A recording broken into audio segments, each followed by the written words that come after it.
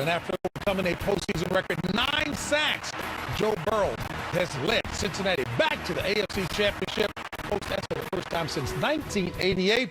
The golden foot of Evan McPherson, 4 for 4 in the day. He wins it, and the Bengals win it 19-16. And hello, everyone. Welcome back to our New York studio and the State Farm postgame show.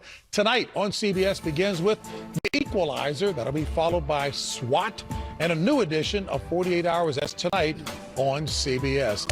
James Brown alongside Boomer coach Nate and Phil. Folks, take a look at the bracket now. Tomorrow we know what's happening. It's going to be, of course, Buffalo, Kansas City, the winner of that game. That's where Cincinnati will travel for the AFC Championship game, brought to you by Intuit. Intuit TurboTax for sure, JB, and what a game this was. You know, Evan McPherson, 5th-round draft choice out of Florida, 15 of 15 this year on the road, field goal-wise. He hit 4 today, and I mean, he hit all 4. There was no doubt. Yeah. And I have to tell you, you know, there's things in games that happen, and there are stats that tell you about games. So if you say 9 sacks, a team has 9 sacks, you're thinking, oh, man, they're going to win. They're going to be absolutely beating the heck out of the team that they're playing against. Right. Well, Joe Burrow got beat up pretty good. He had the interception. It was off the fingertips of his intended receiver. But the 3 interceptions outdo the 9 sacks from a negative standpoint. And there is Joe Burrow. He threw for 348 yards, took a beating today. We all said this in the pregame show, just so everybody realizes it.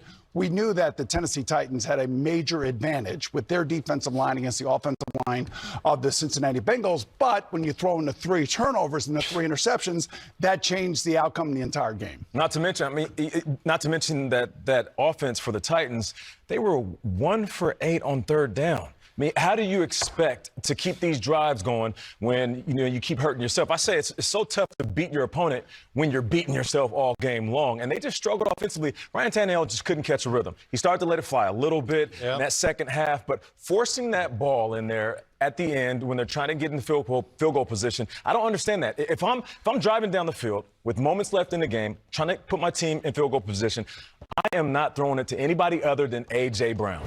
You know, take a look at these key plays, Coach, and right here, I'm going to take you through this real quickly. Here comes Ryan Tannehill, and, you know, he throws this ball in there. This ball gets tipped up. He had 2 deflected interceptions. The first play of the game was a bad interception, but ultimately it leads to the Bengals going right down the field. And finally, some pass protection there.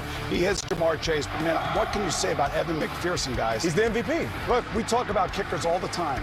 And, you know, I was ranking kickers this week going into the final weekend here.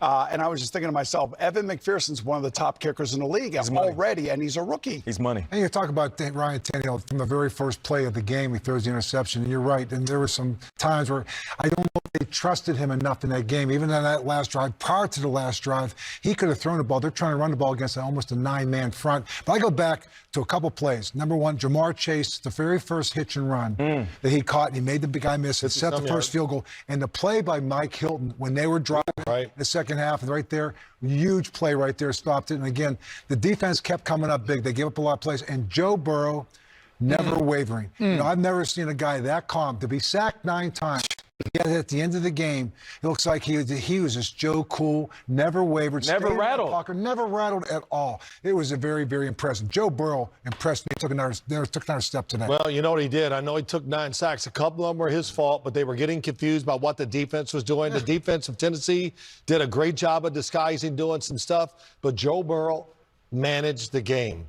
He didn't take any unnecessary chances. And when you talk about Ryan Tannehill, you guys talked about it.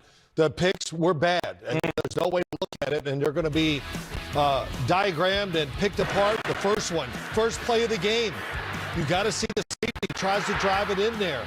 You know, early in the game, be careful. Then a great blitz by the Cincinnati Bengals. Mike Hilton, a late shift, and this last one really is the worst one of all to me. Now you're in the flow of the game, and you try to rip it in there, and Eli Apple. Let's go back to what the Bengals did. As you look at the numbers for both teams, Ryan Tannehill, 15 of 24, 221 passing touchdown, 3 interceptions. But they put the pressure on the Cincinnati Bengal corners to cover man-to-man, try to stop the run. It wasn't great against the run, but The corners came through when they had to, and that last play by Eli Apple won the game for them. You know, I've always said before, your strengths get you into the playoffs, and your weaknesses is what will eliminate you. And I felt like today they were harnessed by the play of Ryan Tannehill. I don't think Todd Downing felt comfortable enough to open it up. Even in that last drive prior to the interception, taking their time, running out the clock, running the ball, not really opening it up and trying to set them up for field goal position. So, you know, ultimately at some point, your weakness, your deficiency is going to show up as you keep going into the playoffs deeper and deeper. You know, Bill, let me just say this. The way Zach Frazier managed the end of the game, we're going, come on, you got to go quicker. But he knew. Of course, he knew. Zach Taylor. What did I say? Frazier.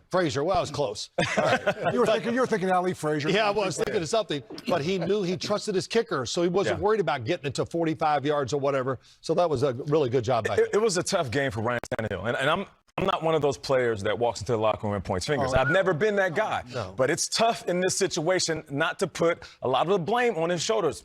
Your team has 9 sacks. Your superstar wide receiver has a $142. A.J. Brown, he goes off. He does what he needs to do. They have 140 yards rushing on the ground. Yeah. So it's almost like they did what they need to do in all other phases. In the QB. And the defense was simply phenomenal. And to see that effort. One thing about the Titans, and I thought this really hit them today, you know, they had the week off. They had the bye. And sometimes the bye gets in your way, and they were bringing back Derrick Henry and trying to fit him in. And Dante Foreman was great today. Yeah. He was great tonight. But, you know, it's decision-making, you know, and that's the most important aspect of a quarterback is just not make that key turnover. And when that key turnover happens late in the game like that, and then Joe Burrow just walks out there calmly and hits Jamar Chase. Hey, and let me just coach out on that with Bill Cowher again. Bill, you talked about the significant step forward that Joe Burrow has taken. Elaborate on that in terms of. I mean, just his calmness. I mean, and you talk about they've never been here before, but he'll go back. He's wearing an LSU wristband. He's playing college. I mean, look at this. You know what? And I've said this before. Sometimes a sack is not a bad thing. Instead of doing something and putting it in harm's way and throwing the ball up in the air. How many times have we seen that with quarterbacks? We saw it last week. You see with Stafford throwing the thing up in the air. Kyler Murray throwing the thing up in the air. He is going to take the ball. He's going to play fine, field position game, and he doesn't even waver from thinking that way. Yeah, I know we keep talking about how cool he is, which he is. I mean, composure in the pocket is incredible. It's like he's a vet, and we know he came in as an older rookie. But he's tough. There's a couple times he took some shots, and he was limping back to the line of scrimmage. That's been all year, pretty much, since Joe Burrow's come back. And that's the type of guy. When I'm in the huddle, and it's moments of the game like that, and I make eye contact with my QB, and I see that he is not wavering, that he is in that huddle, and I know I can trust him, he can trust me. Like, that's what it's all about. Still, like, Dwight, it's so important to have that type of guy behind center. You know, Coach, we were talking about this. So Ben Roethlisberger had an unbelievable 18-year run in Pittsburgh. And every time he showed up, you felt like you had a chance to win because of that guy. It's the same thing that's now happening in Cincinnati. It's happening in L.A. with the Chargers. It's happening with Buffalo Bills and, of course, Patrick Mahomes. All these young group of guys that are now coming into the league. And you see Joe Burrow is 25 years old. Remember, he started at Ohio State, then went to LSU, played 2 years at LSU, played with maybe the greatest football team ever assembled at LSU to win a national championship because all those guys are in the pros right now. And you could just see that he's more mature than most of the younger players that come into this league that play this position.